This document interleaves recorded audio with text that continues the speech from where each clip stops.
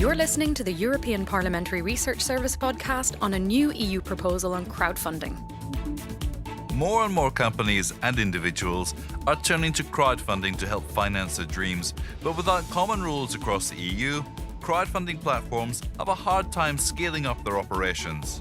But that could change soon, as the Commission is working on a single set of rules to better connect those with spare cash with those who need financing for a specific project. Want to know more? Stay with us.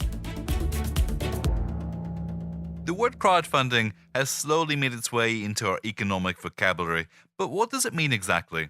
Well, it's understood as an open call for the collection of resources, generally money, but it could also be goods or even time, from the population at large through an online platform. Until the emergence of this alternative form of financing, companies could choose between internal or external funding. In other words, using the owner's own resources or reinvesting the company's retained earnings, or through external sources such as loans from banks or investments from business angels or venture capitalists. But now they have yet another option, raising funds through crowdfunding campaigns. Now, how does it work? Well, what's important to know is that crowdfunding campaigns can raise funds for both non-profit and for-profit projects and organisations, and they can take four main forms.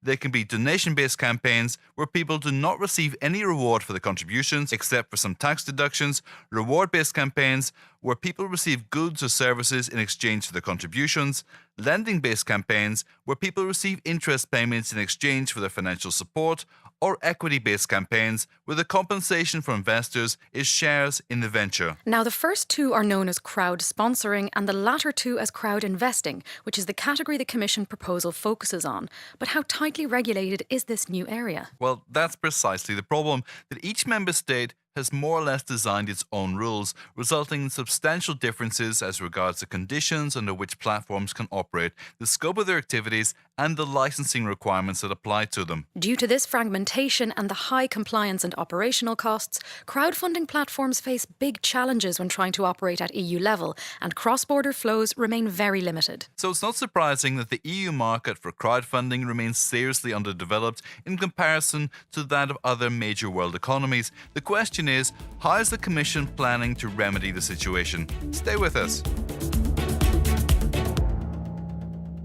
Having analysed the situation and now aware of what the biggest hurdles are, EU officials sat down to work on a plan to help investors and businesses seize the potential of crowdfunding and make it easier for platforms to offer their services across the EU. So in March 2018, answering an earlier call from MEPs to come up with EU-wide rules to facilitate the creation of pan-European crowdfunding and crowd-investing markets, the Commission presented a proposal to regulate crowdfunding service providers. The proposal provides for uniform, proportionate and directly applicable requirements for the authorisation and supervision of crowdfunding platforms, together with a single point of supervision and an exemption for crowdfunding service providers from the scope of the directive on markets and financial instruments. The new rules will improve access to this innovative form of finance for small investors and businesses in need of funding, particularly startups. Investors on crowdfunding platforms will also benefit from better protection and a higher level of guarantees based on clear rules on information disclosure for project owners and crowdfunding platforms,